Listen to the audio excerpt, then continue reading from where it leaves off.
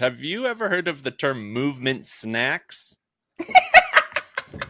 No, what a gift. That is immediately added into all of my pockets. I'm like holding the tell me more, but I think I live on movement snacks a lot of the time. Jokes in the gym. Jokes in the gym. Not jokes in the gym. Jokes in the gym. Jokes in the gym. With Rudy Tyburczy.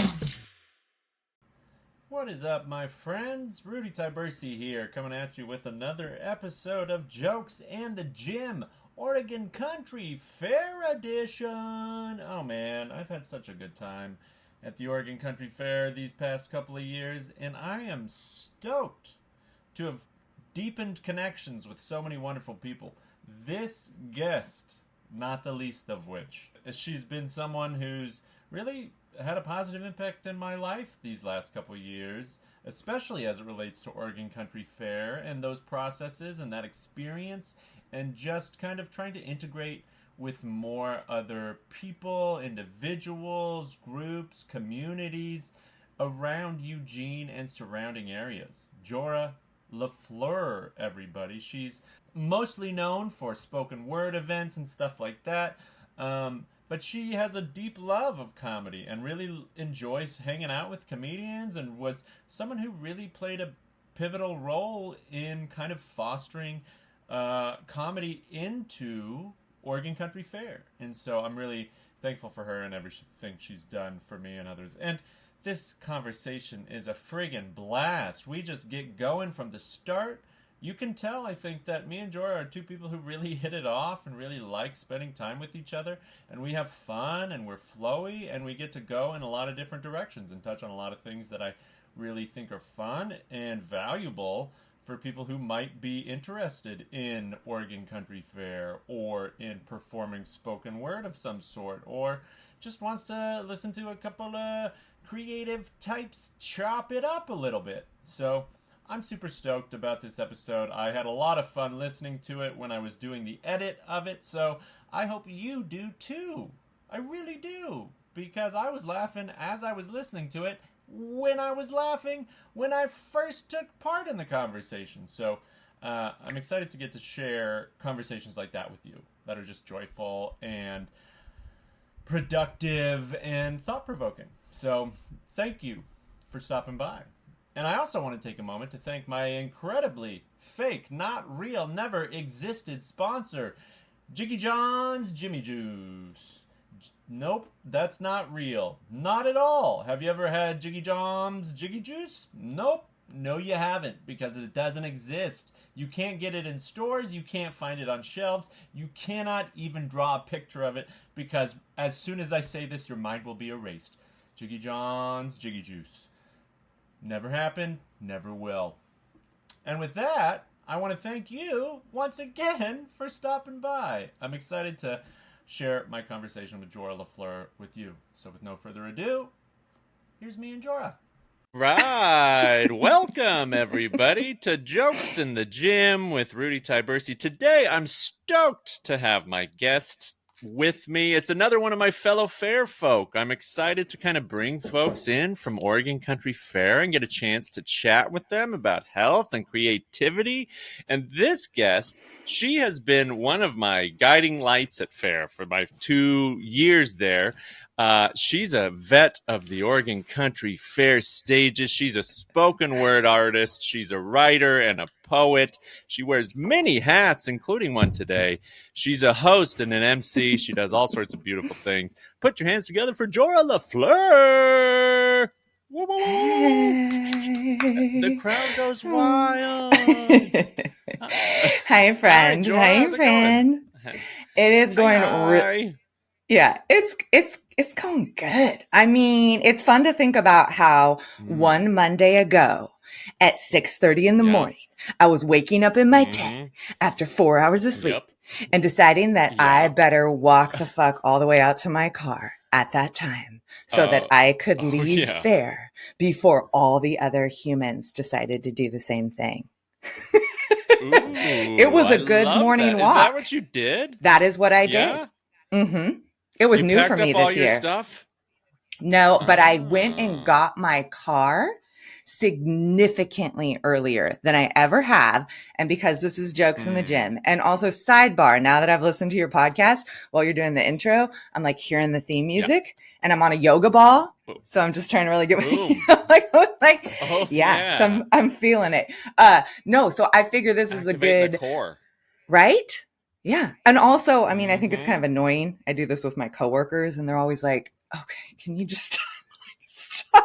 But Quit with the bouncing yeah. and the riding of the ball. I have movement needs. It gives other people vertigo. But so it was actually, yeah, it was, that was, every fair. And I've been going to fair. I've been camping at fairs since I was 14 years old. So minus Oh, a wow. few years, pandemical and otherwise, that's almost 30 years now. So this is the That's first time pretty cool. I have ever done this, which was like, I wake up to do my morning pee and then I'm struck by the inspiration to just go get my car. So I started my last day of fair with a very brisk, insignificant walk way out to get my car. And it was one Were of the you best in the things I winery? did. I was way out in the winery. Yeah, that's where I was. And you didn't get a cart or anything out there? That's a walk. That's a walk I and a walked. half. Well, I will say that a kind gentleman, when I got to the worst part of the walk where it was about to be like very narrow and very dusty, this guy, this Yeah. old timer in a shitty little car came. I can swear on your podcast, right? Do whatever you want on here. Okay, great. So, an automobile of the shitty variety came cruising by, and this sweet little guy, he looks at me, he sees the situation, he's like, "Do you want to ride on my bumper?" And I was like, and he was serious, and I was like, "Can I ride in your front seat?" So he gave me a little angel shuttle the last bit of the way, but it was still like a good brisk, like I got like a 30-minute brisky in on Monday morning. Yeah, because Monday is the morning when everybody's leaving. Like, I got out of there early on Monday, too. Like, I woke up at 6 or 7 and was awake and was like, well, if I don't get out of here now, I'm probably going to have to wait 2 or 3 hours for, like, a little shuttle over there and all this kind of stuff. So might as well just get out of there and get moving. Because it was like the end of the week, everybody's, like, got crust in their eyes and nobody's, like, there's nothing to quite... We're all just trying to get out at that point. We love it. The magic's over. Time, but my hips hurt. My back is sore. I don't feel my left arm. The boogers are so black. I came home and did one of those nose hoses, the neti pot style thing. Had to do 2 of them.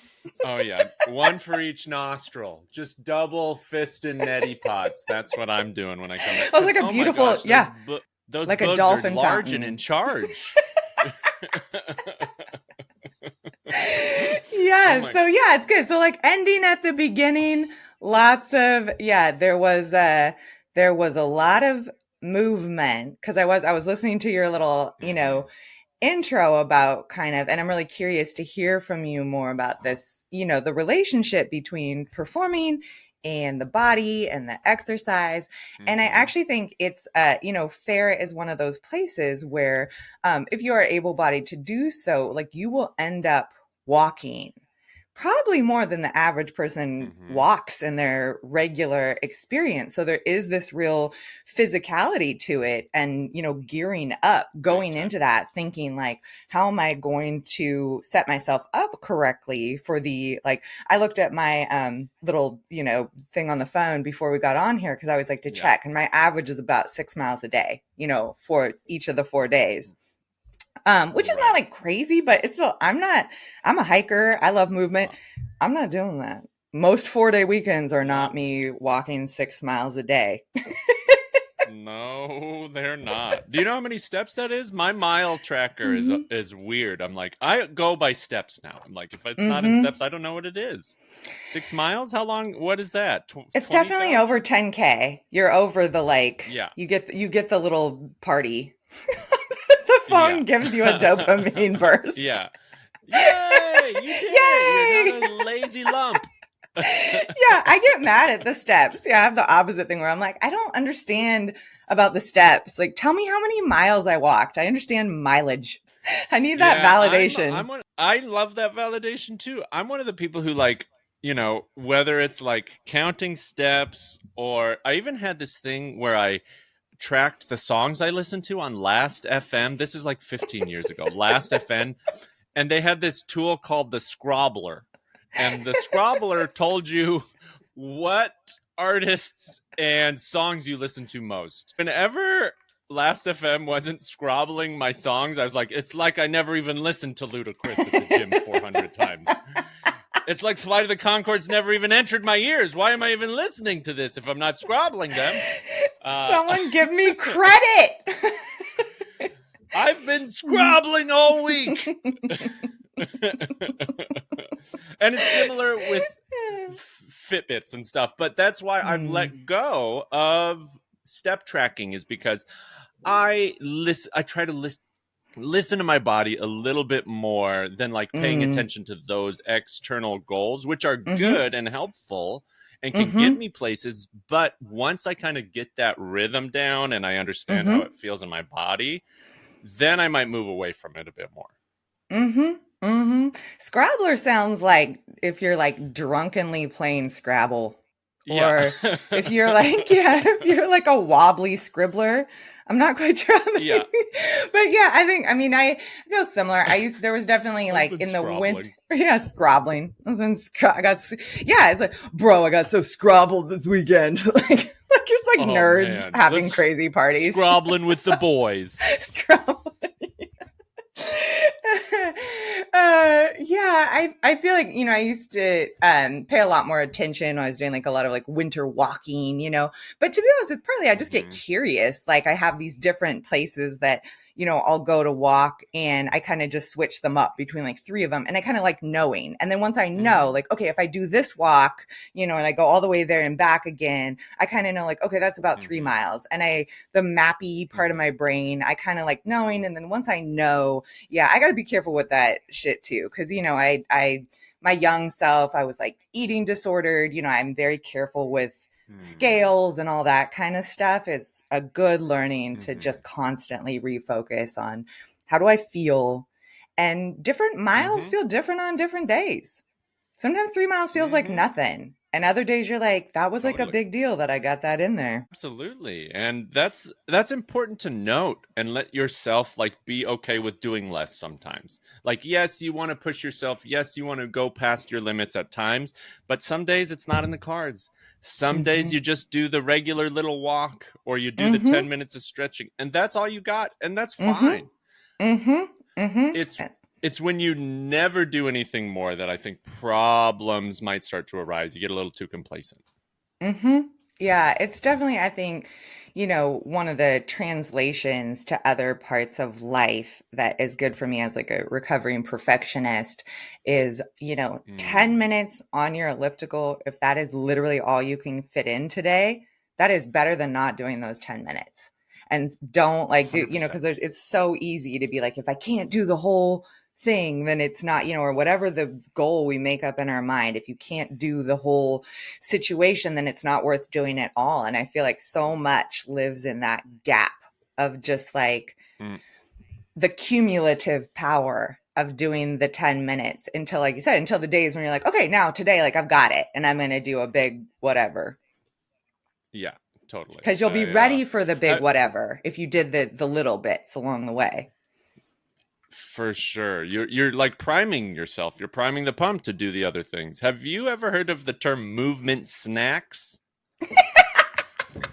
No, what a gift. That is immediately added into all of my pockets. I'm like holding tell me more, but I think I live on movement snacks a lot of the time. I think tell me more. Totally. It's a term that I was recently exposed to as well. And I was like, ooh, I love this. As someone who like eats constantly throughout the day, the idea of movement snacks was very appealing to me. And it's just essentially in line with what I've already kind of been putting out there, 5-minute workouts and stuff like that. It's like sometimes all you need to do to feel better is like 5 or 10 reps of something. Find a couple exercises or a couple motions or something that you can do right now. You don't have to get sweaty. You don't have to get dressed. You don't have to go to a special place. What is something you can do right now that your entire self will thank you for by moving your body in some kind of way? And it's like, ooh, movement snacks. I don't have to work out. I don't have to get sweaty. I don't have to change my clothes.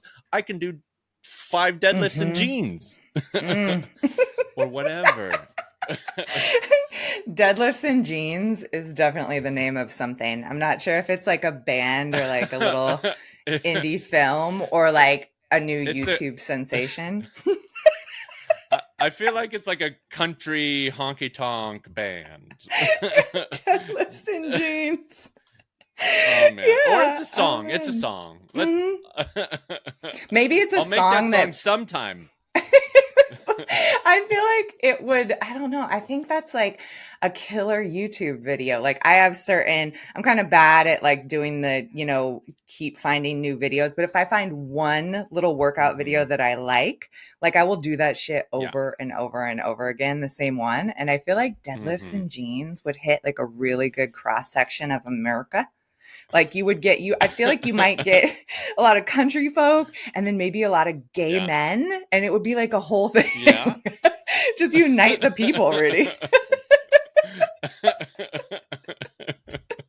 Unite the people via deadlifts and jeans. I don't think that's too far from the truth. Yeah. I bet Chuck Norris would be interested. We're more alike than different. Yeah, exactly. That's my platform. My platform is jeaning deadlifting jeans. Wait, no, we can all deadlift jeans. That's fine. Weighted denim. I love it. Yes. Weighted denim. Weighted denim. And I'll wear. You got to go full Canadian tuxedo too. I think you can do. I think a denim vest with an open denim vest and a pair of jeans while you're doing deadlifts and squats, doing a little leg day jean work. Oh my god! I'm on board. Beautiful. You could inspire like a whole new line of like rucking gear. Like those. You could get denim. You get some weights sewn in there. Beautiful. Oh yeah. Have you ever seen these tights that are made to look like jeans? Like they're just tights. They're just normal tights you would wear. I believe you are talking about the idea. Jeggings. Leggings. What are jeans? Jeggings. Yes. Have you ever jegged? I don't own any jeggings. I think I've stayed on. I do own some jeans that are very, very stretchy. So I think they're like jegging adjacent, but I don't feel that I have made the full commitment into the legging part of things. I don't know. I teach teenagers. I got a lot of teacher clothes at this point. Tightness is not always my friend. Yeah. Right. Yeah. I feel like jegging sounds like something like someone who's learning English would say when they forgot the word leggings. I need to wear some jeggings. Yeah, some jeggings. Do you have any jeggings? I'm gonna be scrobbling with my friends this weekend, so I bought some new jeggings.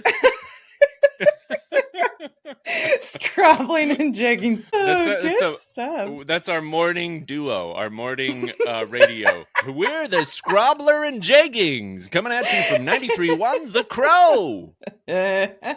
Nice. Keeping it tight and flexible. Yes, love it. Mm-hmm. Well, that's kind of fair, right? Like as a performer, right? You have to do both of those things. You really have to. It's a really fine balance as show producer because you have to exhibit so many skills constantly that are not always in alignment with each other. Seriously, getting people. You're telling them what to do. You're like I got to look at showing clocks. them directions. there's clocks at fair. We have to be on time. We have to get 10 performers to a stage they've never been to in the middle of the woods in Veneta. And then we have to be fun, funny, thoughtful, artistic, creative, entertaining. I'm just an effortlessly good host. This is just so easy and fun. The second I hit the mic, I am just absolutely like no problems. No one was just texting me at the last minute to tell me they can't show up. Nothing like that. Never has that happened. Oh my gosh. Yeah, tight and flexible. And it's funny because that's what it is. It's like you have to be on the ball, on point, and ready to drop every single plan you've ever made. Almost. Like it's like, oh yeah, well, this is not the thing at all. Right? And then not tell them at the same time, like tell them or not tell them. It's always like, I think it's very interesting to, figure out how much to share with an audience about when something is very improv or something has changed at the last minute, or, sometimes it feels good to let them in on it. And then other times it feels like a mistake. Like I've done it both ways where you're just like, you just scared the children. You just made them feel like you don't know where we're going. Yeah. And I was like, I was just kind of trying to be like, do that really vulnerable, honest, and also like, don't worry, it's fun type of thing. Like let them in on the joke kind of, but sometimes it backfires and you can just see them all be like, I don't think our driver like knows the directions. They might not have a driver's license. Like, are they okay? Like, but mostly I think I tend to not, but I've been experimenting with this fair in particular. I had this cellist with me and a lot of what we did together. So switching hats into when I was just performing as a spoken word poet, part of the joy for me this year was bringing this amazing musician and having that opportunity to poet with music in real time to where we're really both listening to each other and adjusting what we're doing based on what we're hearing live. And for me, at kind of my point of evolution as a performer, it's like I need those new challenges and I'm always, I'm hungry for growth. So it was very exciting, but I let the audience in on it for some of it, just kind of like, hey, we are both, both the cellist and I have been at our thing for over 20 years. So we're both very like skilled at what we're doing, but hey, we've never done this poem together before. And so what I did in at least one of those instances is tell the audience that, and then invite them to give us their good cohesive energy and be like, we're all in this together, guys. Like we're all going to make this right now.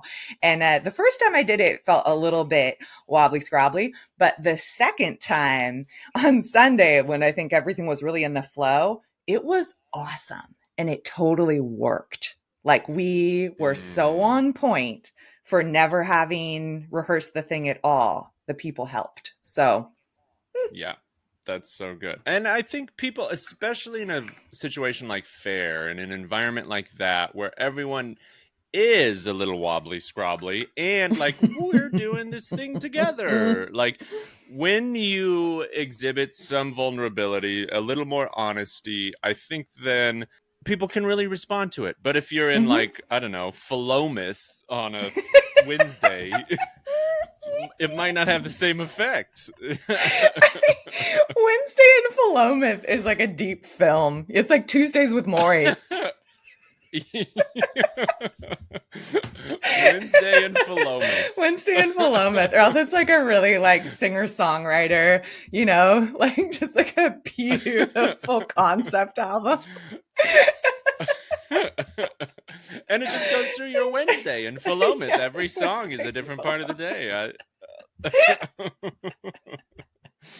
But the people of Philometh, God bless them, they may be great, but they might not be able to go with the Philometh.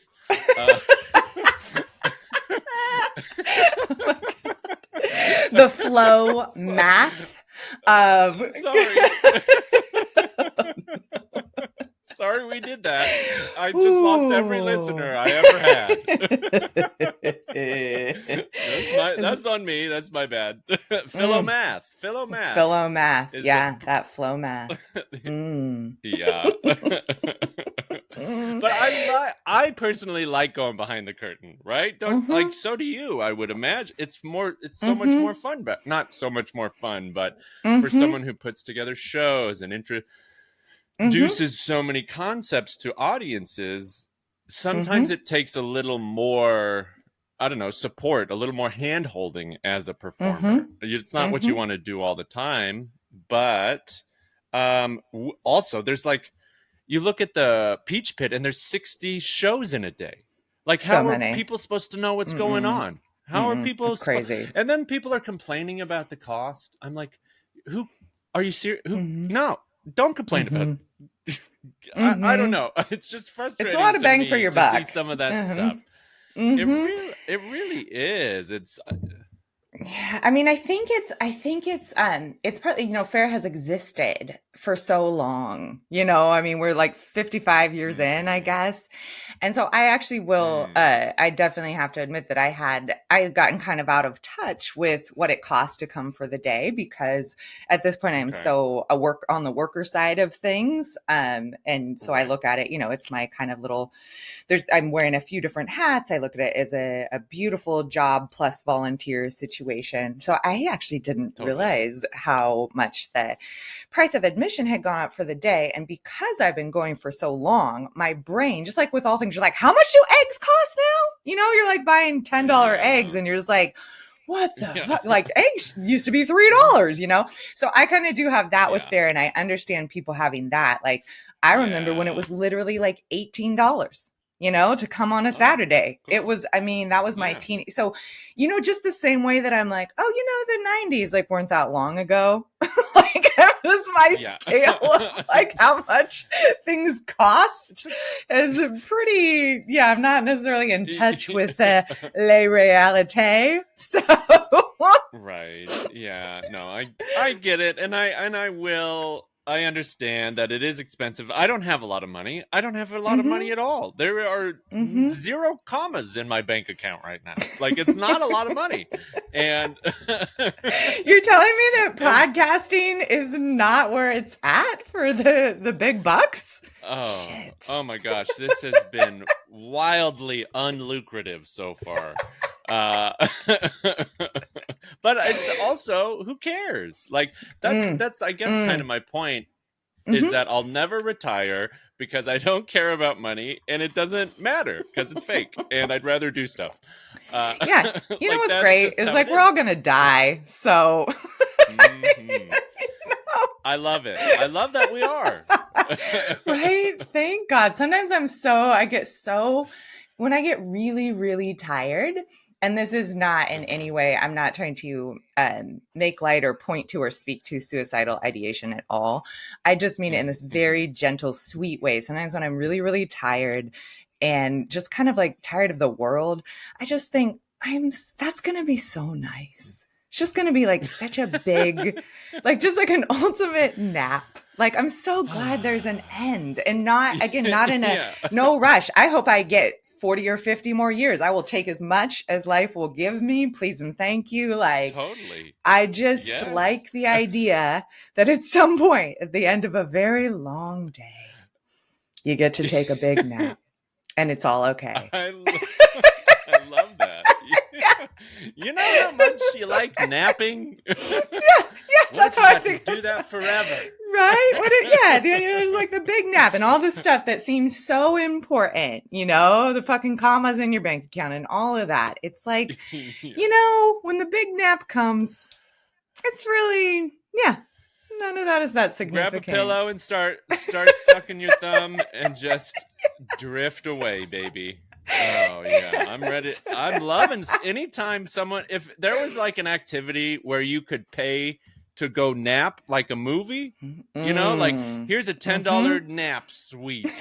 I would like, and you're guaranteed a great nap. I'm on board. I'm paying that $10 for the nap suite. Well, I was a massage therapist for a time. There was a period in my life where being a licensed massage therapist was part of my life plan. And I never made it like my whole life focus, but I definitely worked as an LMT for a while. And I really started to feel like people were largely paying just for because, people you leave the room, people get undressed and get on the table, and they have like this little period of time before you even touch them. And I swear to God, it's like people are paying you partly just to have that permission within themselves to lay down and fully relax. And a lot of the work gets done before you're even involved. It's kind of an expensive way to nap, but you do get an elbow in your back as well. So here's an $80 nap for you. You can nap in the presence of another human as they touch you. Right? Coconut oil nap. Yeah, it's not sleazy. I'm down. Yeah. Have you also heard of professional spooners? Like people who whose job it is to go cuddlers. nap with people and spoon away. Yeah. Yeah, the cuddlers. Who's hiring for that job? Do you think you'd be good at it? Do you think you'd be a good professional cuddler? Honestly, no. I'm too much of a wiggler and squirmy wiggler. I'm a squirmy wiggler, and I like a cuddle. I'm okay at a cuddle here and there when I get the chance. But if I were to have to perform on on someone's cuddle directive, it might be a bit more challenging. I might have some cuddle anxiety. Yeah. Oh man, I feel like it would be it would be really interesting because like I definitely know like, okay, before I went to massage school and like the younger times, right? I feel like, hey, like, do you want to trade a massage? Like, especially, okay, I've always lived on the West Coast and all these different hippie bubbles, right? So, hey, do you want to trade a massage? Very often it's just code for let's make out, right? But you have to like hippie ease in there, so it's just some kind of like, how can I tell you I want to touch you without it seeming too forward, right? So, a lot of that kind of massage that maybe evolved. But then once I went to massage school, it switched so much inside me because then you do all this time really very purposefully taking that energy completely out of it, and you get your brain really involved. And it became so important to me to hold a really non-sexual, very like professional space around massage. And I found that even then when it would be like in a personal context, that it changed. I was like forever changed. Like as soon as I start being like, oh wait, what's going on with your upper trapezius? Like it's not sexy anymore. It's over. Like now, and so I wonder if you're a professional cuddler, because I definitely see the inherent challenges of the professional cuddle, So I'm like, but I wonder if you can like get into a zone that's so neutral that you're just like, cuddling is just cuddling forevermore. Fully cuddle focused. I'm like a Care Bear. I have no genitalia. I just beam good light from my tummy into your back while I spoon you. Take that belly light, that belly warmth. You get it. It's yours. I provide that to you for a cost of $200 an hour.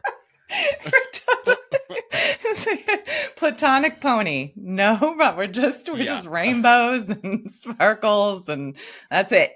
Totally professional, platonic, professional pony. I am a professional unicorn. No, that's a different thing. That's a different thing. that is a different thing. Yeah, that's a whole. Okay, I mean, I think it could. So to segue into country fair showers. I feel like this is a good example of how if you just something that when you describe it, it sounds like it's going to be some crazy orgy. But in practice, it is one of the most like clean, just lovely, human, neutral spaces. I feel like that is one of the many, many gifts of country fair is to be like, what's it like if you're just all in, everyone has a body. it's not weird. Like, it's just like, I really, I do really appreciate those experiences. Yeah. No, we've been a part of some very special experiences for each other at fair. Literally, the night that we first hung out at fair, within an hour, we friggin' met Reggie Watts and like hung out with him the whole weekend. It was insane. Come on. Like, that's the magic of country fair. Come on. Jeez Louise. You know what I was thinking about that's like extra cool in the circularity of things is that we met Reggie, last year's fair, we meet Reggie Watts in front of the sauna Thursday night, kind of at the beginning of our fair experience. And then this year, we're in the freaking sauna watching Reggie Watts perform kind of at the circular end of the country fair experience. Like, what a freaking... Yeah, I mean, there's not very many places. I actually should probably just say, I don't think there's any other place that has brought me as much synchronicity as country fair is. Like, there's no other word for it. That word can, like many, can get overused or feel a little like too woo-woo. But I mean, there is just no other word for the way that timing and conversation, ideas, you're in this place with tens of thousands of people, and somehow you manage to line up in these experiences and who you're seeing at what time in a way that is so often just sort of perfect. And it is a really special place for synchronicity. And part of that is because I think so many of the people are in it for the long haul. So you're going to be coming back. You're going to be seeing a lot of the same people. You're going to be having experiences with like-minded individuals who are also on the lookout for similar experiences. We're open. We're not sure what the experiences are, I don't think, when you go to fair, other than I want to have a beautiful fair. I want to connect with people. I want to put all the food in my mouth. I want to get naked in front of strangers. I want to dance my tuchus off and have a great time feeling like shit in the mud for 3 days. But the best kind of shit, because this is not how our body is used to functioning. And then we met Reggie in front of the Ritz. And then that Saturday night this year at the fair, Reggie performed at the very same place that we met him in front of, the Ritz. It was amazing.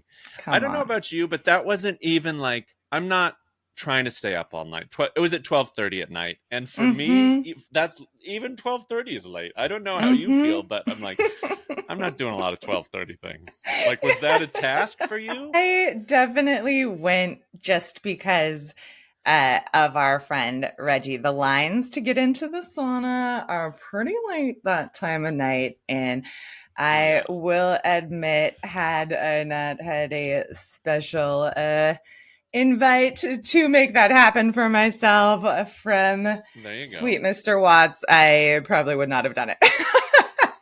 I walked in the back.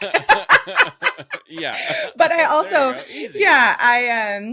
I will say that, when I was, because I've done fair in so many versions of myself. And so younger me could stay up till 4 every night, and I did. I mean, so I had a good run of time when my adrenals were still very high functioning, and I wasn't there as a performer, in my teenage years. It wasn't until I think maybe my late 20s that I started coming as an organizer and a performer. And so I was very fortunate, I feel like, to have this whole time where I worked at a vendor booth. I had my little job, but it was very minimal compared to what I do now. And even for then, it was kind of minimal. And I had a lot of freedom to be and party in every way I might have wanted to at that time.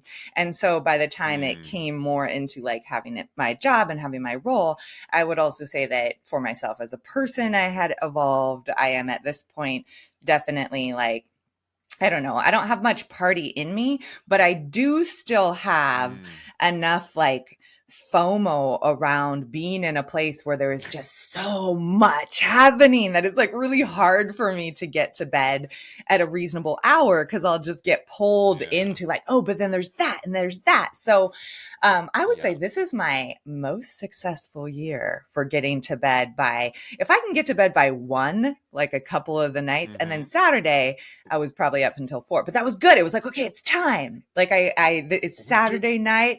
I'm reasonably for fair time, which is totally different than normal, well rested. So I don't care how late I stay up Saturday, and I was up. I was up late. You were up. Hell yeah. Yeah, I had a friend who was like, oh man, I just hit a wall at like 3 a.m. And I was like, tuh, you wimp. I was like, I don't know the last time I stayed up until 3 if it wasn't insomnia. You know what I mean? It's like 3 a.m. sounds crazy right now. Oh my gosh. Oh, but then at the show, at the Reggie Watts in the Ritz, which is, if you haven't been there, it's just like a floor of showers. Like yeah, we should describe it actually. Yeah, tell how more. would you Tell more. describe it? Well, it's okay. So first of all, you got to think about, there's a lot of wood. Yeah. It's very mostly wood. So it's a giant open air wooden structure. So it's like, take your shoes off, you know, so you're coming in. So you have to picture this beautiful kind of wood decking everywhere. And then you've got 2 areas of different shower heads. So you've got pillars, wooden pillars that have shower heads coming out of them. So you can put humans on both sides. So if you think of like, I don't know, maybe being in a traditional locker room type situation, but then you combine it with like beautiful woodworking hippie saunas. There's just like a lot of shower heads. So there's a lot of cleaning areas, but there's no roof. So I think one of the most beautiful things about that space is that you're standing there under like a stream of nicely hot water, and you're just totally open air to the sky, to the stars. And then there's 2 actual saunas, a large and a small sauna that you can step inside of. So there's places to sweat. Then there's 2 outdoor fire pits, and one of them faces a stage. So there's a little stage where people perform. And so you're kind of, you know, I think there's probably, I don't know, I haven't been to a lot of bathhouses. I wish that was like still a thing. But when I think of like it is the in Asia. public, like the bathhouse.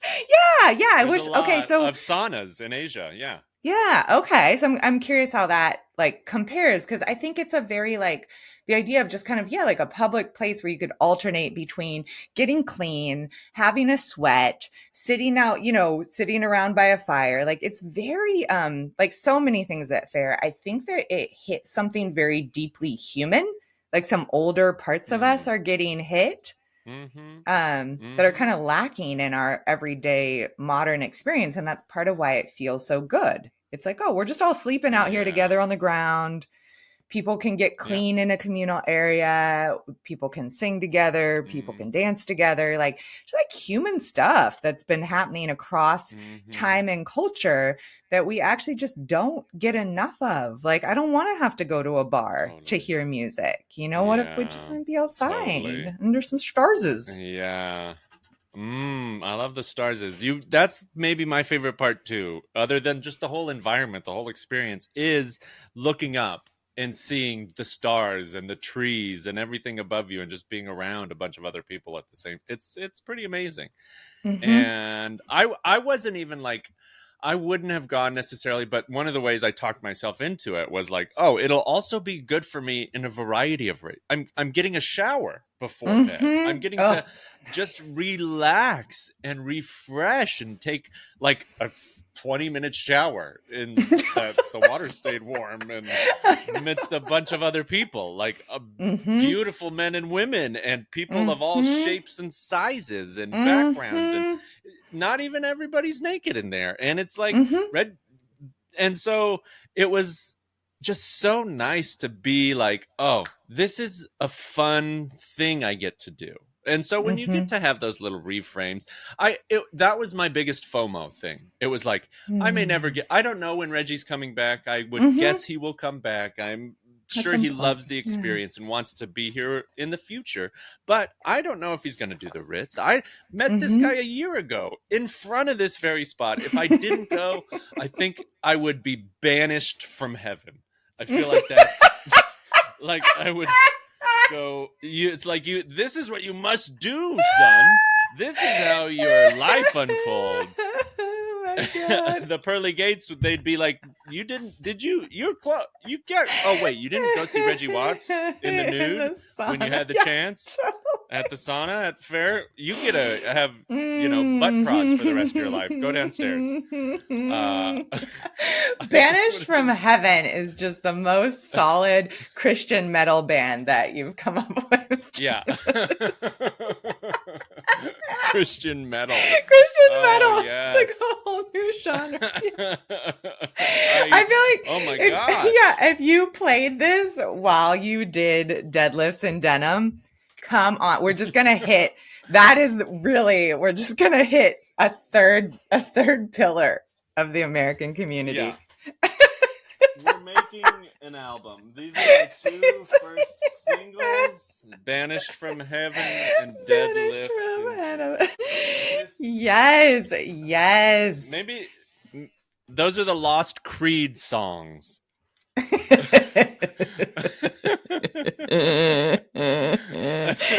that's a good one. Yeah, Satan's Mana.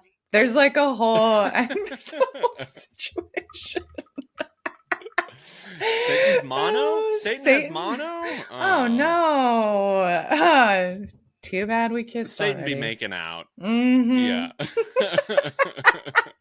I tried to keep the cuddle professional, but he was very compelling. Yeah.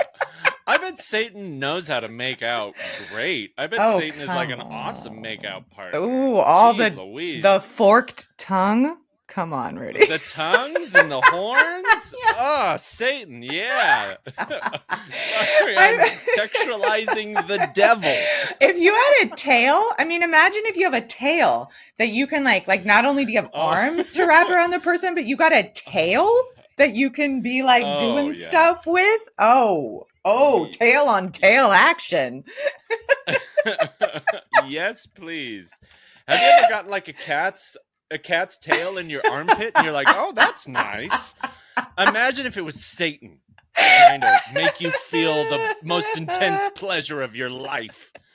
I just came in my armpit. Thank you, Dark Lord. God. I'm so glad we finally got to cats. I was like, if cats don't make an appearance at some point in this podcast, I'm gonna be disappointed. Yeah, were your cats so happy to see you when you got back from fair? Yeah, they're cats. So screw those guys.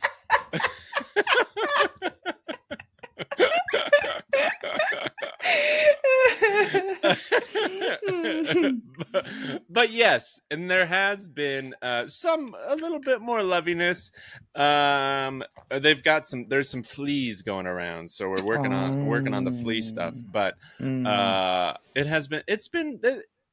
it's a thing that I do try to do, and that fair does connect to is me just being outside in nature, and my cats are a big part of nature for me. Like people have asked me in the past, like, what's your connection to nature? And oftentimes my deepest connection is through animals and my connection with animals. And I just like the feedback that you get from animals as a part of nature and what you get to experience. I think it's so cool to look in little animal eyes and then get scratched. Communication without words is very interesting, or without shared language. I think so many things I've realized come back to communication for me. And if you get into these different forms, I think when things are unseen or, kind of to wrap back around to that, like letting the audience behind the curtain thing, I think as folks, if you do any kind of live performance, and especially if there is any improv element to it, but even if there isn't, even if it's totally scripted, I think on the performer side, most of us have such an awareness of like the audience is part of this. The energy that they are giving, the quality of the attention is massively affecting the nature of this performance. Like, this is not a one direction situation. And so I think there is sometimes in me a desire to like force audience self-awareness of like you're in this, like you're part, and appreciation for them, and like really wanting to acknowledge them that this is not, we're in this together. This is not a just me imposing or giving, or you are giving so much, and the quality of your attention is really, I think, one of the greatest gifts that you can give. Like a generous audience is everything.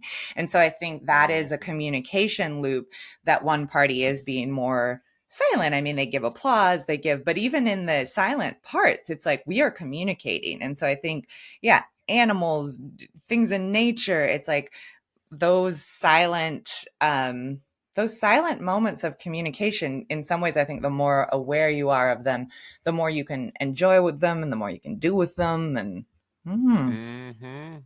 I think that's a big part of probably what makes you such an adept host, is because of those thoughts and those influences, even if you're not saying them directly, even if you're not putting them all out there, and you might, I like to say this is a one-of-a-kind experience or whatever, just comment on that in some way, shape, or fashion, because it is. A lot of things take similar shapes, but nobody else except the people in this room get to have this experience right now. And that is super special. And when you embody that, when you actually feel that as a host, then you're going to be more present. Then you're going to bring people in.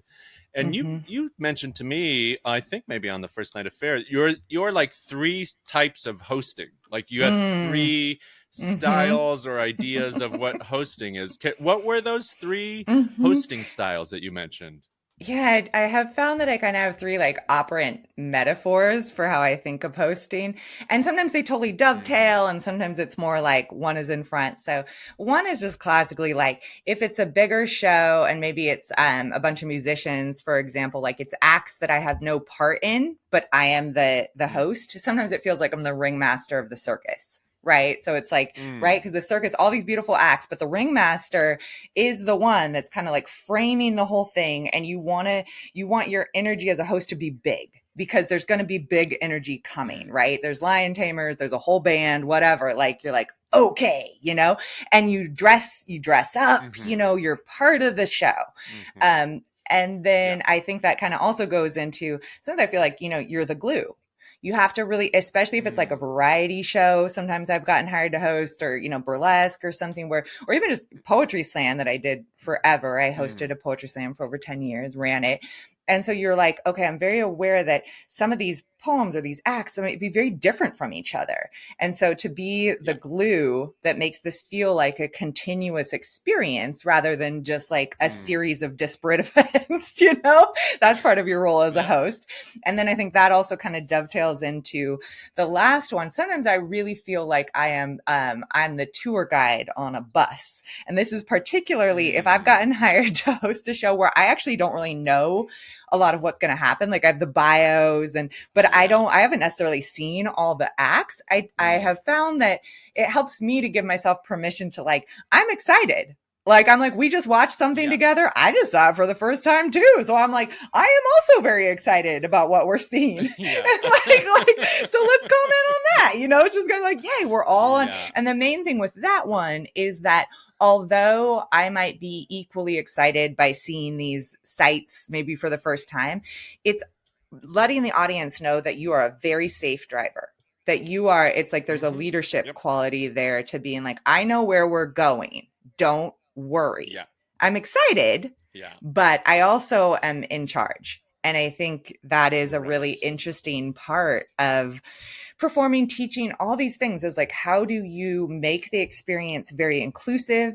How do you make it like we're all part of this? We're all in the same, we're all in the same van, basically. Like there's not a hierarchy in that way. And yet at the same time, to exhibit a real confidence and a real leadership that actually makes the whole group feel safe is something I kind of think about a lot. And back to that kind of how you view it, whether you say it or not. Like I notice in like, you ever go to like a show where the hype man like a million times is like telling the crowd what to do, make some noise, put your hands in the air. And sometimes that feels good. And it's the exact right thing. And I've certainly done that at certain times, make some noise for this band. Right.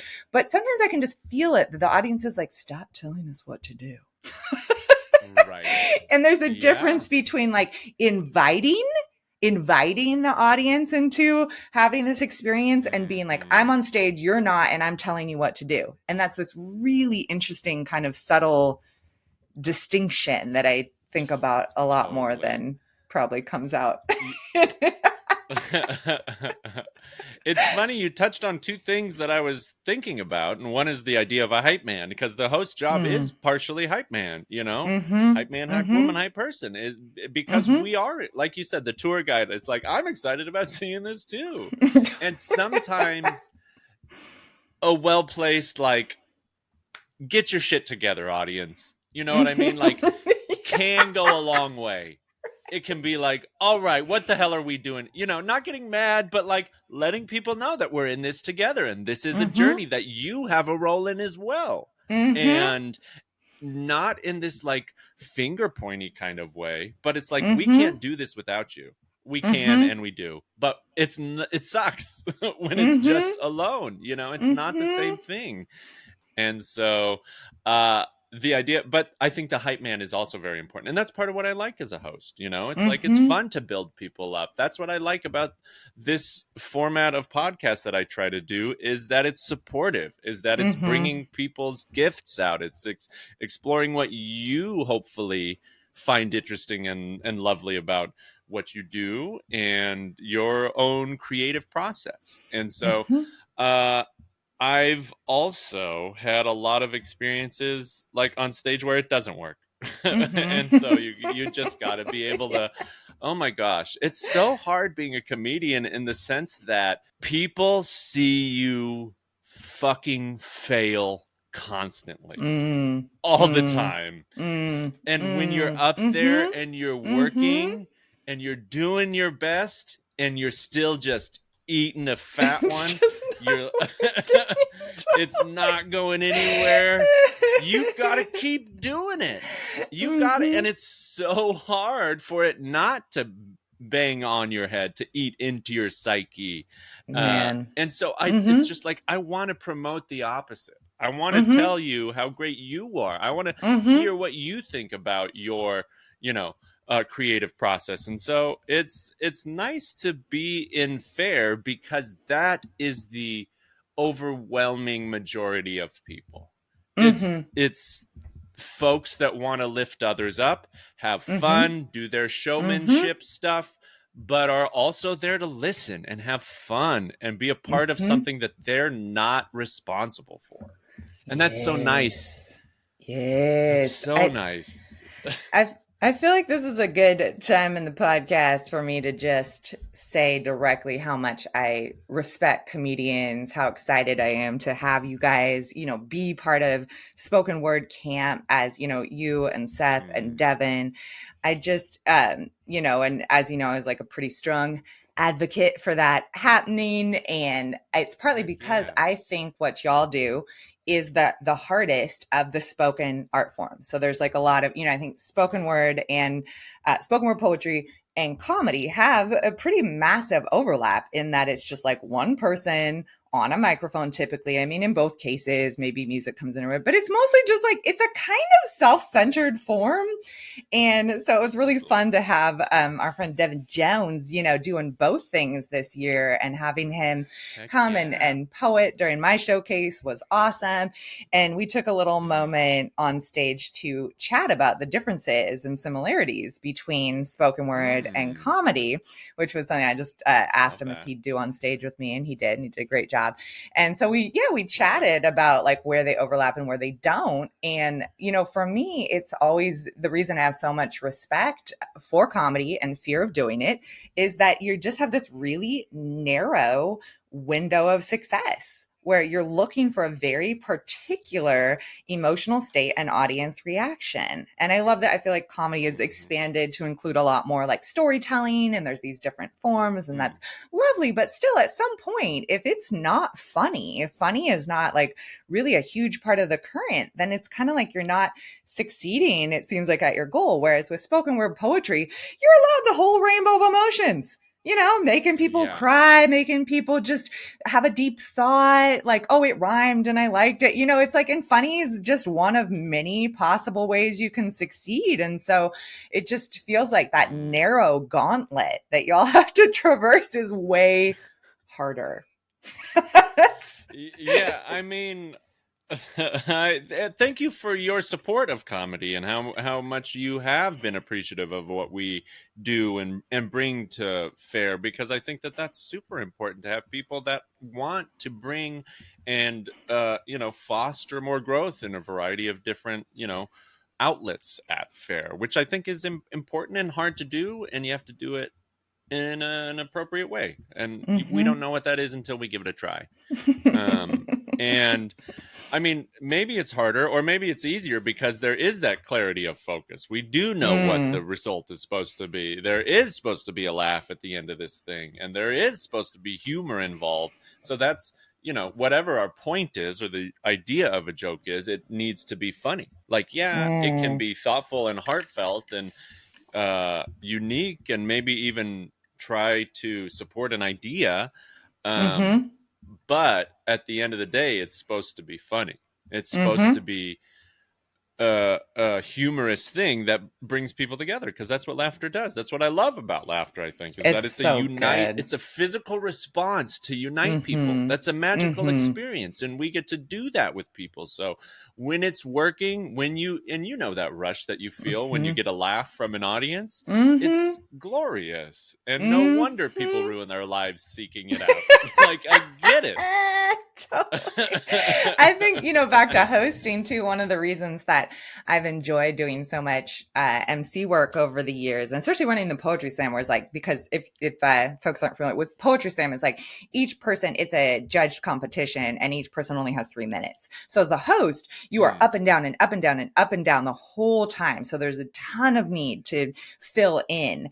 And I very often, that was my space to rely on humor. I mean, humor is the best and easiest and necessary, because a lot of that work is very confessional. There's often a lot of like sharing of hard stuff. And so hopefully not in like super inappropriate ways, but I would, try to use humor throughout to kind of like keep the show still in a state of fun and lightness, even if some of the work got very heavy. But the bar of being funny when you're an MC is like very low.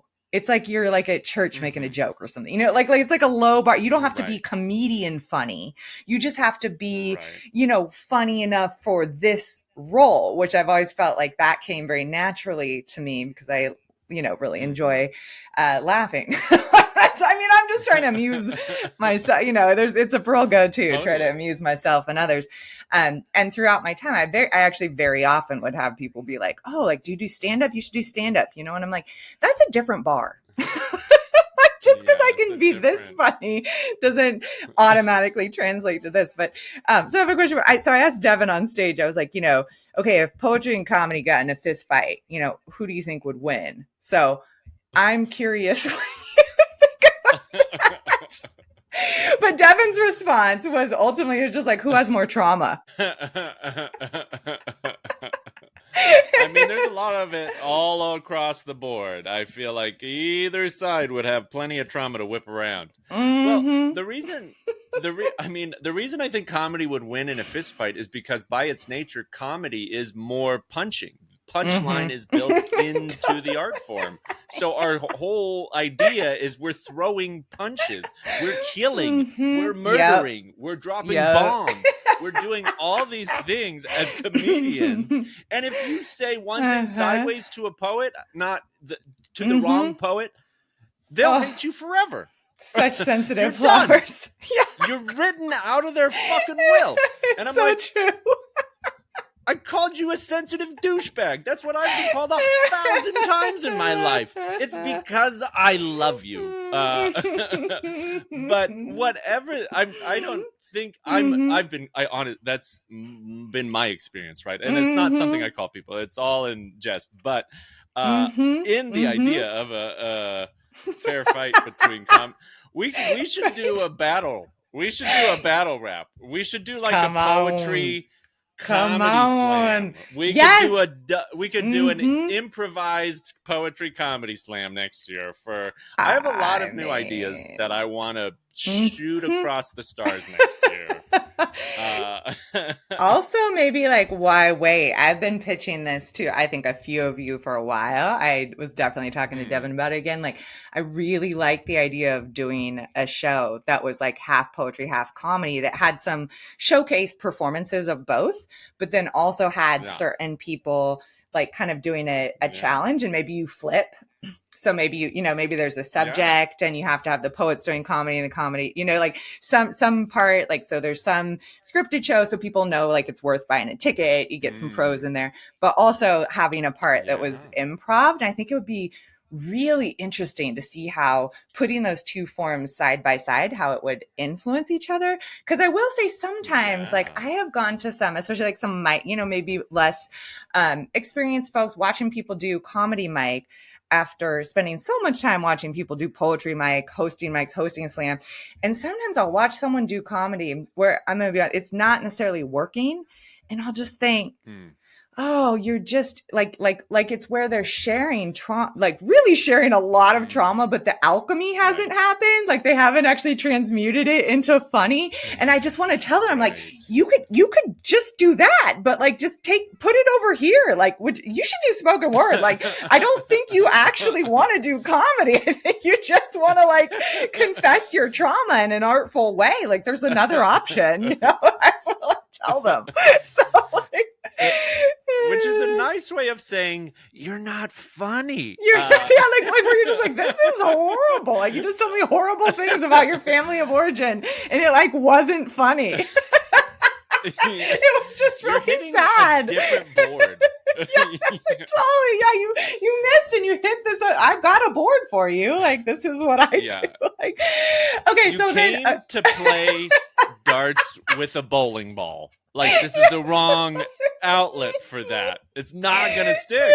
It's gonna hurt someone. It's gonna hurt someone, and you're gonna sprain your finger. It's not gonna be good. Yeah, it's a little painful. Okay, so I asked Devin this too. So like, so comedy and poetry, if they were dance partners, it was fair. So we were being family friendly. So I was like, if they were dance partners, or perhaps there is a top and bottom situation going on, who do you think is leading? Who do you think is leading in the comedy poetry? Poetry's leading. Poetry's top. Comedy always takes the brunt of it. Comedy gets the bottom. Comedy also that way. When comedy's taking the when comedy's following, then you get a comment on stuff, because poetry's like, I got to talk about this now, and it has to be experienced by everyone in my presence. And comedy's like, well, I just saw your taint. So put some pants on next time. Or whatever. I don't care. It's fine. I feel like that works better that way. But in a fist fight, comedy also would totally get their feelings hurt. You would do it, give us a titty twister, and we'd be done. We'd be out. We'd get a purple, our nerps would be perped.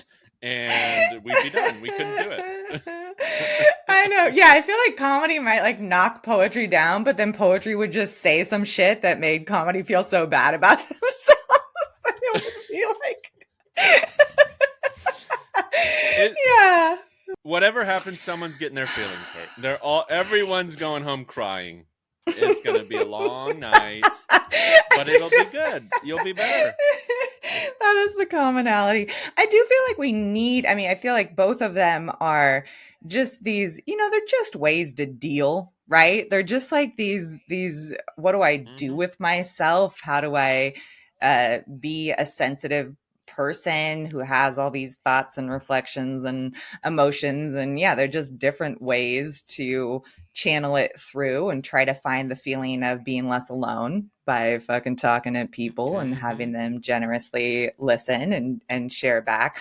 But I think increasingly, and part of my own attraction to comedy and possibility of actually getting there at some point and being like, okay, want to try. I want to step over that line. It's just that the world just keeps getting heavier and heavier. And, there's just so much dark shit happening. I feel like comedy is, the release valve is much more powerful. Getting to laugh while the world burns seems kind of important. So yeah. Well, last night, I saw one of my favorite comedians, Jackie Cation, here in town and at the Ulster Comedy Club. Jackie Cation is hilarious, one of my favorite comics, bar none. And one of her big bits right now, and her merch, it says "Made of Bees," because she's so angry. She's like, I've gotten here, and I'm just full of anger. I am made of bees. You rip some skin away, bees come out. But that's like a big part of her act at the moment. It's what her merch says and that kind of stuff. And it's a way to deal with stuff. It's a way to process stuff. But like you said, you have to be good at actually getting through those processes. You have to move through those emotions. You can't just be dumping it on the audience because it's not funny. The audience does not want to see you going through trauma at a comedy show. They want to see you having gone through trauma and knowing how to make it funny to strangers. And so when you don't, that's part of an open mic. That's part of writing. That's part of the whole process.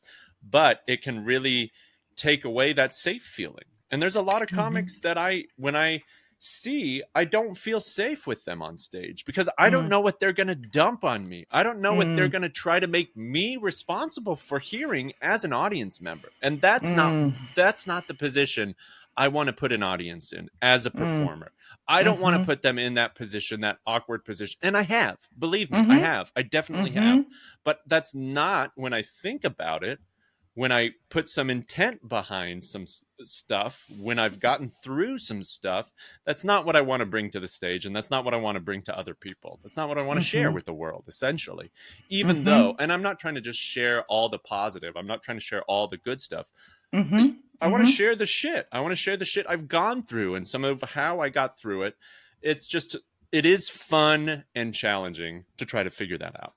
Yeah, I think on the poetry side of things too, because I feel like that is a lot of what people, particularly slam, I think, and over the years, and part of my kind of readiness to be done. I mean, I did over a decade, but there is an amount where I'd say there's a similarity around like, there is a power to simply having someone just be really honest in front of strangers, right? And so an amount of spoken word poetry, sometimes you'd be like, that's not very poetic. You haven't actually done a lot there. You're kind of just confessing things that are hard to talk about. And there is a real beauty to that. And I think the difference is partly that if people come to a poetry slam, they are signing up. They're saying, yes, I am willing to do this large. I think there's like magic that dovetails with group therapy, with 12-step groups, with just like anytime you're like, let's all get in the room together. And then people are just going to share without the ability for other people to respond. Like there's a lot of like, this model can be used in many situations to a very healing effect, right?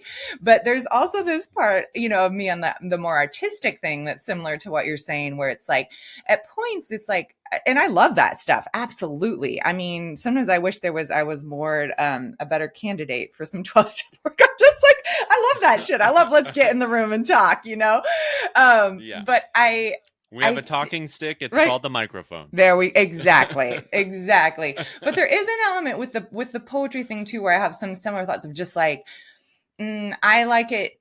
I think it's the most effective, most beautiful, most interesting when someone has really done they've run it through the system of themselves. And with poetry, a lot of times it's like you've created beauty. It's like listening to a really sad song, right? It's like you've done something, you've really brought in the power of creativity to take whatever was hard or angry or thought provoking, and you've used poetic device. Maybe it's all like very rhymey, and so it hits the brain in this kind of more Velcro-y way, where there's something about it that it's not just normal speech, because otherwise we're just, and again, it's beautiful, but what's the point of this? How is it a show? How is it entertainment? How is it art? Instead of just us sharing with each other. No, I think that's a thing that not everyone thinks about. You know what I mean? I do. I try to, yeah, you sure do.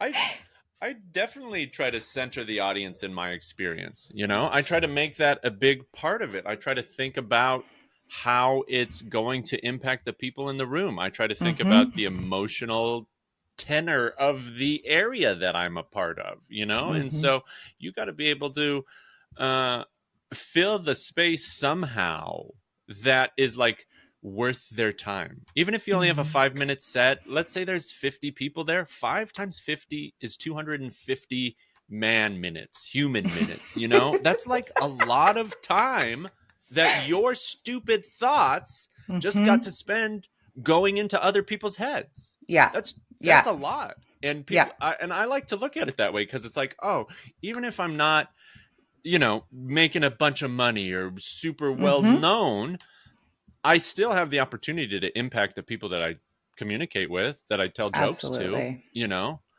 And you don't know when that joke is going to Velcro in someone's head. You don't know when that line is going to stick to someone, and they're going to come up to you a year or 2 or 10 years later and be like, you know what? I still think about that line. I love that line. That joke cracked me up. I think about it, blah, blah, blah.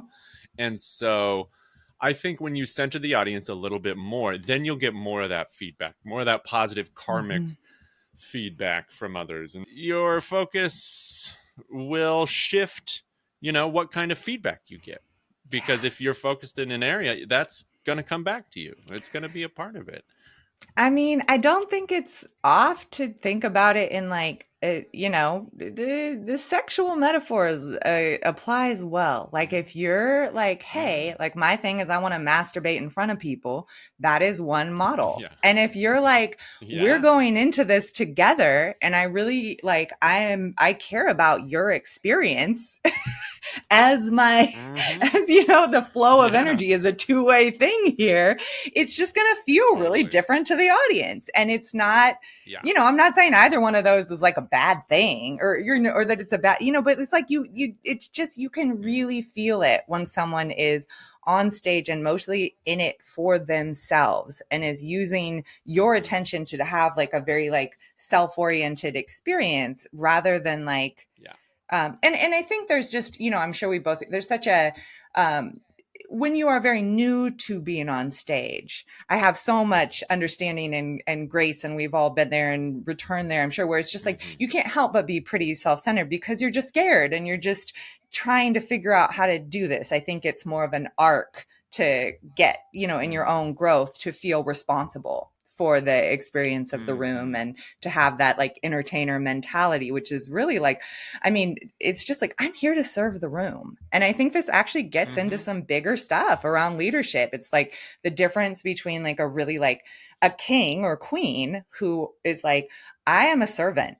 I hold the center and I carry this weight as this huge responsibility. My life is not my own.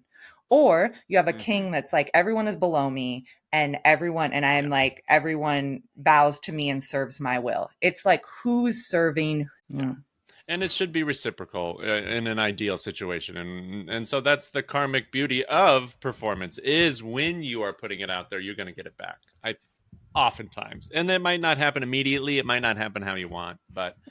And sometimes we're all little masturbatory dictators, and sometimes we're like the most benevolent, generous soup kitchen performers, like whatever, you know, like I'm sure we're all serving ourselves and serving others in a variety of ways. These are the soup kitchen jokes. I like that. These are for you. Yeah, these are for you. This one was for me. This one's for you. Yeah, this one's for Yay. So, kind of to wrap up, I got a question or two just to kind of go back to fair a little bit. Like, can you think of anything this year that was either like a lesson or what your theme was this year of fair, or what it felt like, what the overall arc of it was for you? Gosh, yeah. I mean, there's probably there. I'm like, uh-oh, There's I a have to few. pick from like 5 things.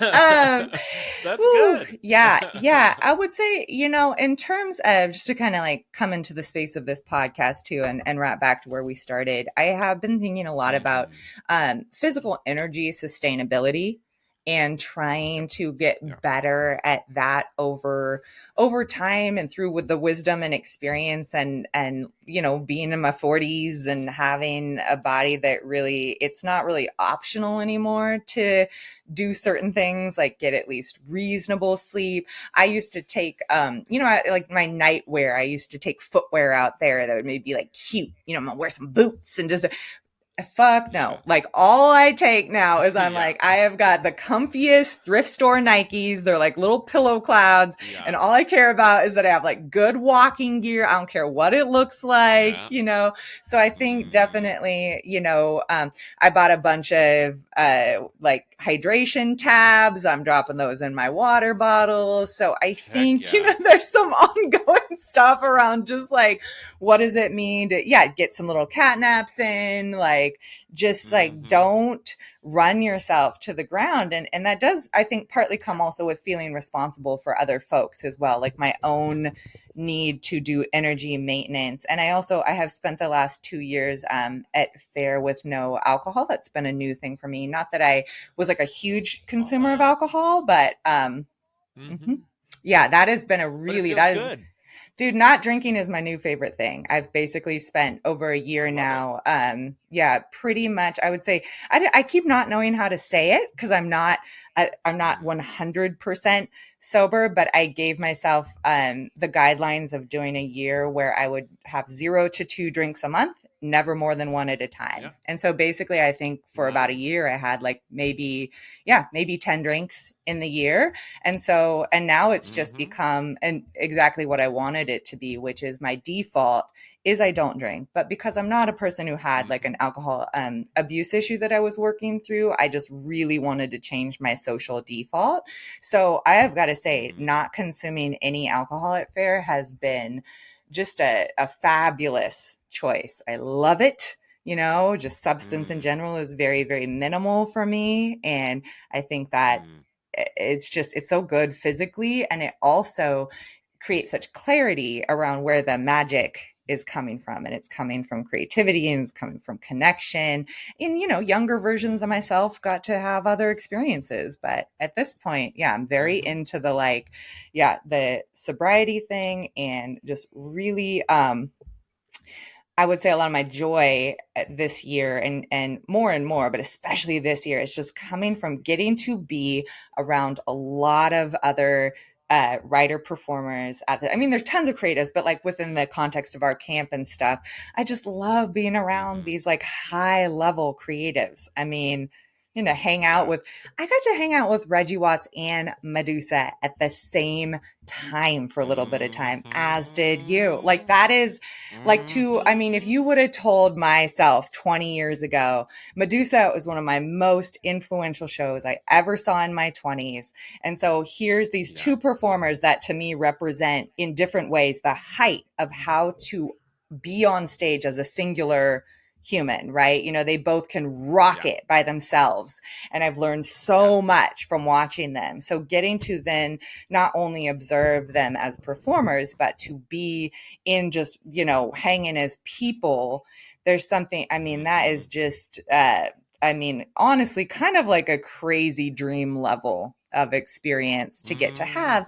And then similarly, just to be at camp. And I was thinking about, the conversations I got to overhear just literally being in my own tent. Like I was laying in there one day, I'm listening to you and Seth talk about the different challenges that you were going to do. And it's amazing conversation to overhear where I kind of like came to, and you guys are just like, we could do zombies, we could do this. And then similar with the storytellers, I'm listening to them practice. And it's just like to get to be around so many people who are highly developed in their craft, and that their craft is either the same or really adjacent to my own, very high like that. So I don't know if that's like, just in terms of like thematic joy and fucking gratitude to get to both be in my own lane but also in all these adjacent lanes, and to be genuinely inspired in a really easy, natural way just by virtue of what's happening is that's good. And it reminded me, okay, one more theme. Sorry, this is like, now I'm like, I have like 50 things. But like one more, I love your themes. To get it into like the gym thing too, or just not necessarily the gym, because I don't go to the gym, but I think many principles of the gym apply in life and in my own like home exercise stuff.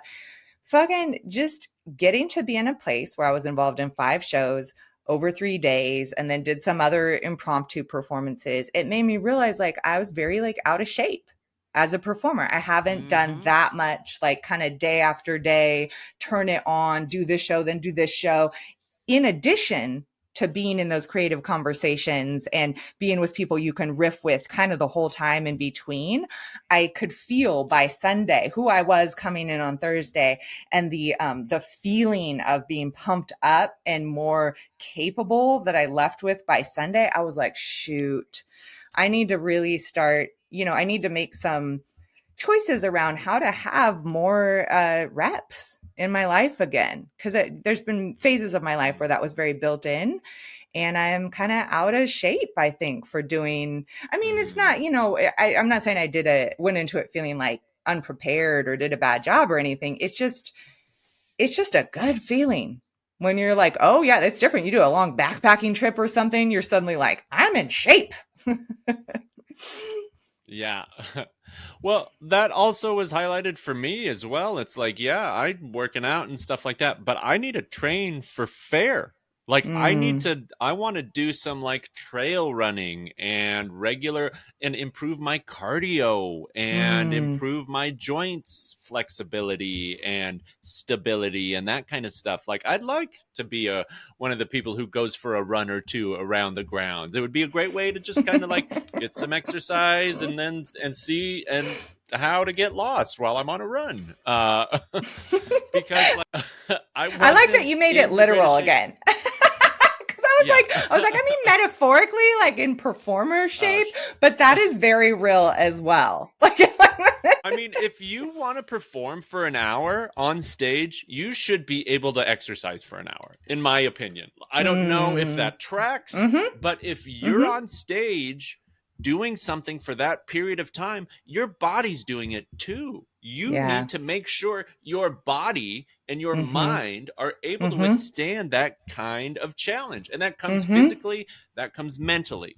And then, and so like preparing like with a little more intention as I go into fair, like it didn't happen this year because I was tired and things were whatever. I'm kind of still getting used to this new job, and I didn't flow in as smoothly as I wanted to, but that's okay. That's part of the learning process. It's like last year was my first fair staying overnight. This was only my second staying the whole weekend. And so it's like so many learning curves, so many things to like figure out where I fit in, what I like, what I want to be a part of, how I can contribute, when I need to take a step back, how I should rest, how often I should rest, and all these tons of questions that just pop up when you're in that situation that is not entirely familiar to you. And fair is a great way to kind of test those limits in often a very safe way. I know not everyone's experiences has been, as smooth in some ways as mine or as safe, but it feels like a safe place to get lost and test things out.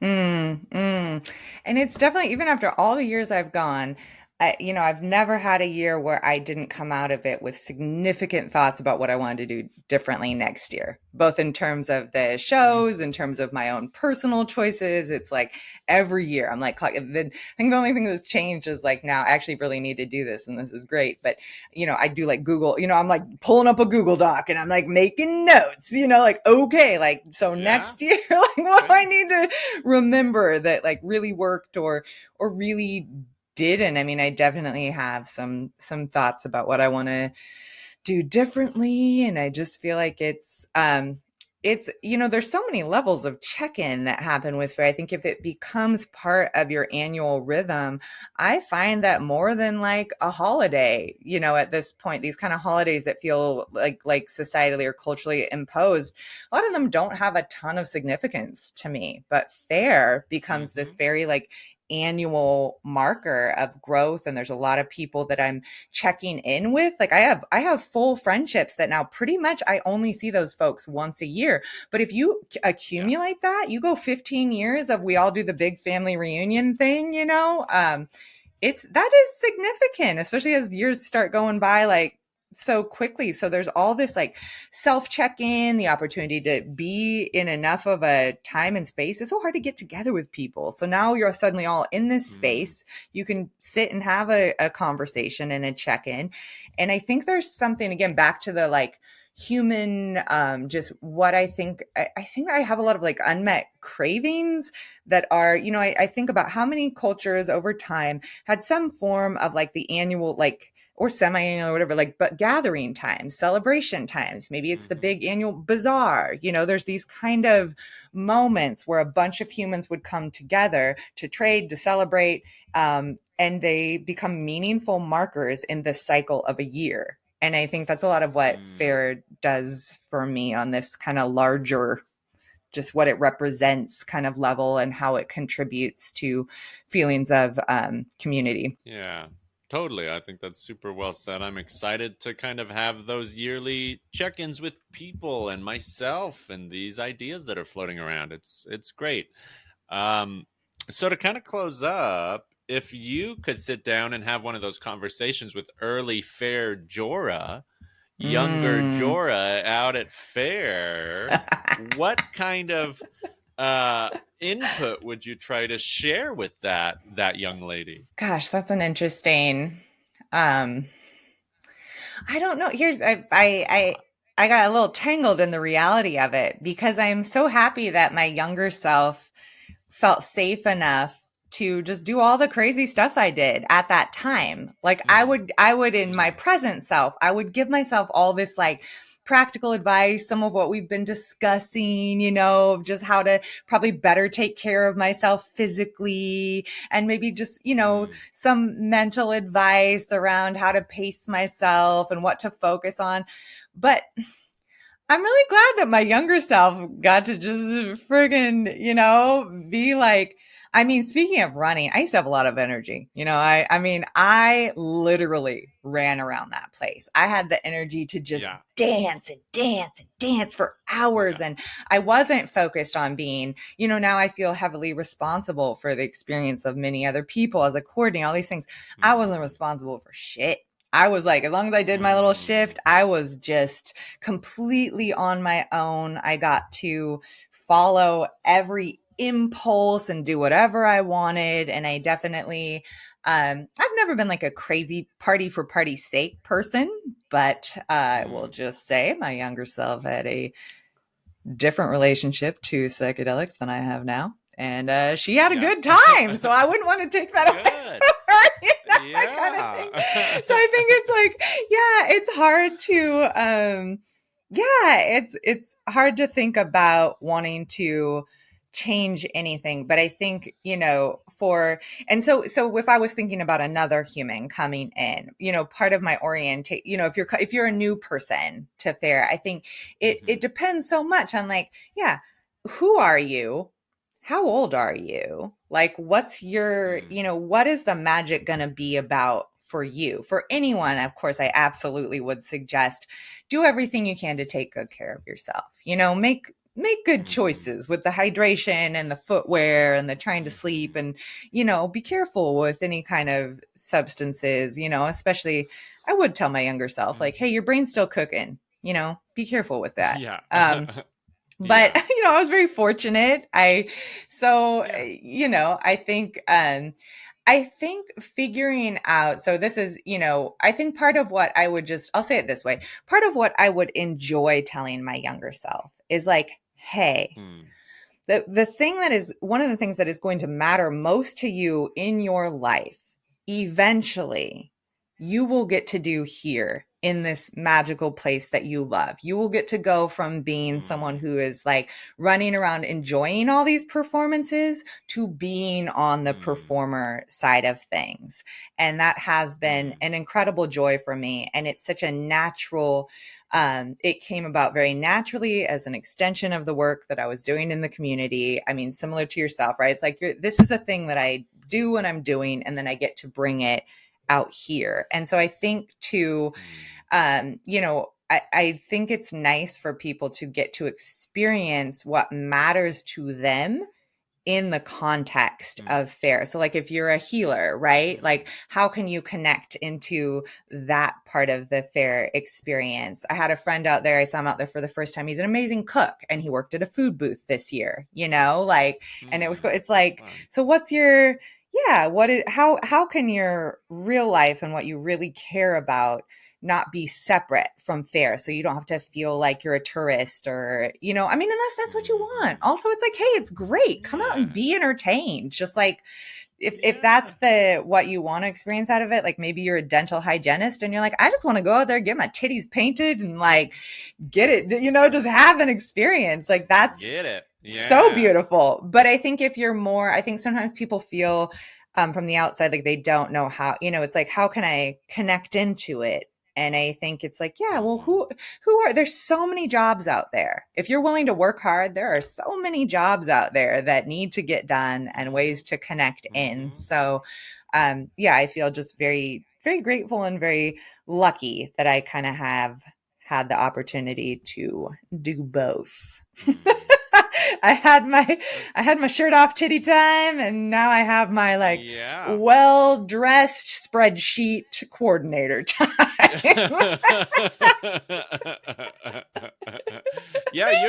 Your outfits are on point. You got the hats, you got you're looking sharp out there. Yeah. You say you don't bring it all out there, but you're out there on stage, and I'm like, I look like a friggin' schlub. I have tank tops and ripped shorts. And Jorah's up there just looking exquisite with her jaunty caps and her well-timed prose. God, I will say even that stuff though. I used to hear I'll drop the little secrets to the ladies or any humans who like to decorate themselves. I used to do like big hair pieces and all this stuff, and then like face paint and things. And I have gotten it pretty freaking dialed. A hat goes on quick. You just make a real fancy hat. You don't got to do your hair, nothing. Just make the hat its whole thing. So that's like, boom, on. Okay. Face paint sweats off. Anything to do with like fancy makeup, it's coming off.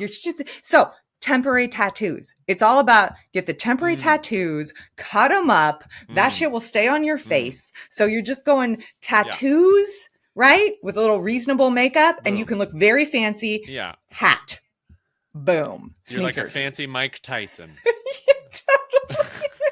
Growl. I have. That has definitely evolved for me over time, because it used to take too long to get dressed. No, I get that. Whatever you've done over time to evolve, Jorah, you're nailing it. I feel like your stewardship of fair has been a big reason why I've had such a beautiful time, and the comedians have as well. And so I'm thankful to you for helping me out so much, helping Seth out so much, and so many other people. So you are like a bit of a fair Sherpa to many of us in a lot of ways. You've experienced 20 some fairs or whatever. So it's like you've gotten to run the gamut of experiences there. And it's so cool that you can. And I feel like people are just so much more receptive at fair.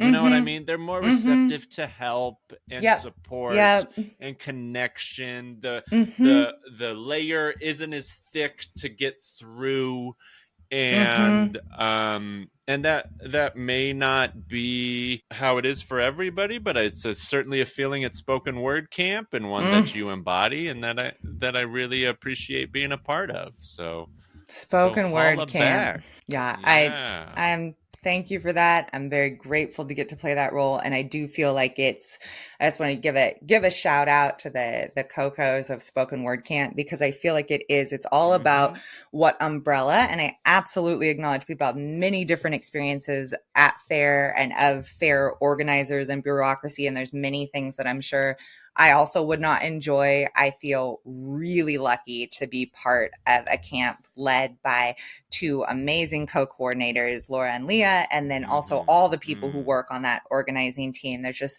so many rad people, so many rad women. Like it's a space where I feel like from the top down, there is a lot of care and there is a lot of genuine desire to have folks with different voices come in, and there doesn't have to be like there's not a lot of friction around that. It's just sweet to be able to, from my role, then kind of coming down a little bit as someone who may participate in, sending some direct invitations, which is not everyone has to apply, to be very clear. There's not, people have this idea that fair is like this, like, it's just, it's so exclusive and this and that. I definitely want to say out loud in spoken word camp, including myself, like you apply, there's an application process, but I think there's an acknowledgement that it is important to directly invite and send that application link to folks who might not otherwise be aware of it, to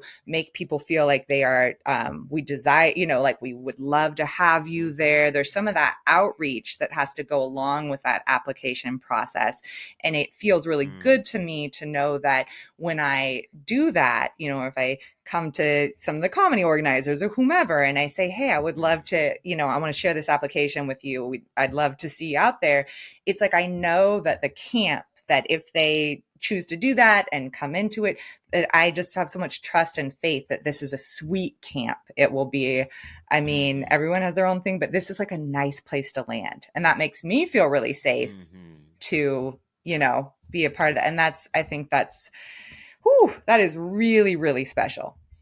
I don't take it for granted. Yeah. So I feel very fortunate to have landed those first 2 years with spoken word camp. It's been a blessing, and people are delightful. And again, it's one of those things where it's like, oh, you slowly get to build relationships with people, even if you're not always having conversations or going to the same things. It's like, we're eating breakfast together, we're there in the mornings, we're hanging out, we're doing stuff, we see each other and give a wave on the 8 or whatever. And it's just nice to be a part of that and have it slowly continue to blossom and develop, because not everything happens immediately. And I think that fair is a really good indicator that is true. And it bleeds into the rest of the year then. Some of those connections, some of those, it's like It's a lot of networking if you're in this field of all these other creatives at the same time. And I would like to figure out how to, bring more of that into the rest of the year. It's like easy at this time, and we're so like full up of it, we're just like, oh yeah, that was great. And I feel very connected. I made some new, came out of it and I just got invited to go perform at this cute little lavender festival. I'm going to follow up on that. It's like a very generative time. And I think, but more and more I'm like, I want to be performing. I want to be in creative communities. I don't want to be out at bars late at night all the time. Like, what are the other options? Like, what else can we be doing here? Like the other times of the year, like, we work on this. Those are great questions and worth exploring for sure. So let's keep asking them, and let's stay in touch and keep seeing what the rest of the year can bring, Jorah. I'm stoked that we're in each other's lives and friends, and we're able to help each other grow and do all that cool stuff. So Rudy Tyburczy, I'm so glad you live in Eugene. Thank you. I love that. I'm glad I do too. I appreciate you, and I love getting to have this chat, and it is definitely my overt ulterior motive. And I said this to Devin too. I'm just like, yep, I just want to hang out with the comics. Like, this is it's a Booya. selfish desire. Because y'all are the funnest. You're the funnest to shoot the shit with. It's very selfish, and I'm very grateful. Well, I love it, and I feel the same. We laughed so much today, Jorah. I love it. That's such a gift. And I look forward to the next time we can do it. If people want to see more of your work or find out more about you, how can they do that? God, that was a great question. I have a very simple website. It is my name. Everything's just my name because my name is unique. So joralafleur.com. Yeah. What I can say is, so I have, I have a couple books that you can buy through that website. What I'm excited actually to share is more of like a coming attractions thing. So, I have been horribly resistant in my life to documenting my work. I think for a variety of reasons. I've been a live performer, since I was a teenager in a variety of ways. And I think I've always kind of been into like the sand mandala painting, like this happened and then it's gone. Like we were all a part of it, and I'm in it for the live performance aspect. And I don't write for people to read my work off the page. Like I write to publish it through my voice on stage.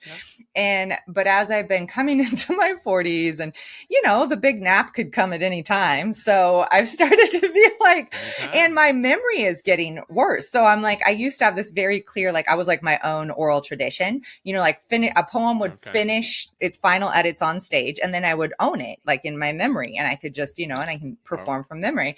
And that's mostly what I've done. And I'm starting to hit the point where I'm like, some of those are like lost because I wrote them before there was Google Docs. Like, I don't know where they are. And then the mind doesn't have them. So I've been hitting this point where I'm like, my resistance to being a person on the internet and to writing things down has really been getting eroded in an important way. And so I have this kind of commitment for 2025. I am going to do what, at least right now, I'm just calling the archive project for myself. And I am going to be making a lot of like probably video recordings of a lot of the work. And then I'll maybe do some kind of an anthology publishing just to kind of like get at least the poems that have survived this long with me into a place. So if you go to my little website right now, joralafleur.com, it'll pop up a thing that's like, hey, if you put your email in here, then in the coming year, if you'd like to see some of this work. Because right now, if you Google me, you will find me right away because my shit is unique. But it's like an embarrassing, weird smattering of like old stuff over time that other people have put up that I like pretend is not what's happening because that makes me cringe. So I'm going to take a little more control of that in the coming year and actually have some more findable work. Totally. Yeah, that's one of those reframes that if you can get it the right way, you'll be able to move through it. You know what I mean? Like if you're like, okay, no, this is a good thing for me. I get to share this with people. This is an act of service not only to others but to myself because I believe in my work. I care about it and I want it to not just be lost in the eroding memories that I have. And if I'm really like, honestly, Rudy, how many times I have performed a poem and then someone comes up and they're like, oh, I really like that. Like, where can I find it? And I always have to be like, glad you were here now. Sorry. Like it's getting a little better with having done this, this last little book. I'm teaching myself how to make books. I actually do a lot of graphic design. So my job, I'm finally applying that to myself. So it's just, honestly, it's kind of like, I don't know. There's a lot of, we all have our weird stuff that is self-limiting beliefs. And one of the things I've always found interesting is that for so many people, the thing that's really comfortable for me, which is getting on stage and sharing, is so uncomfortable for most people. And some of the writers I'm around, their comfort is in, I wrote it and then someone else reads it and I'm not there, is so uncomfortable for me.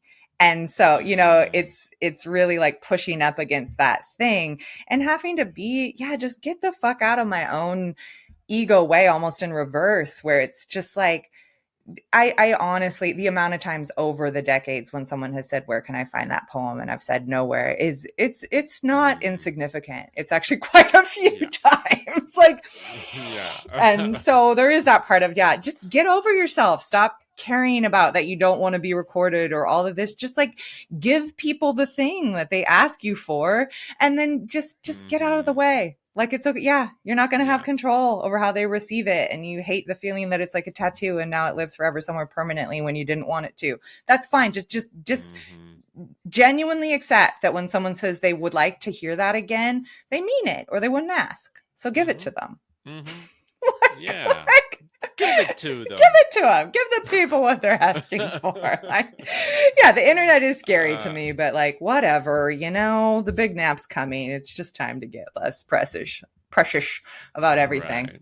Right. Totally. Yeah, that's hard. And that's hard to be less precious. But, I got my pillow ready for whenever the nap is on its way. Whatever. Now I'm thinking like if it's like a cat nap is like a coma. Like what if you wake back up? What if I don't wake up? That's a good nap. Right? I know. We should all be so lucky that that's how it happens. Oh yeah. Well, what my body is asking for right now is the bathroom. So please and thank you. My bladder has enjoyed this conversation, not as much as I have, but it's been a part of it. Same boat. You're so delightful. Stick around for just a minute after I push stop. And thank you so much for hanging out. Thank you for being you, and thanks for everything you do for us and our community. I really appreciate you. Thanks for having me. Love you, Rudy. Love you, Jorah. We'll see you soon. Bye.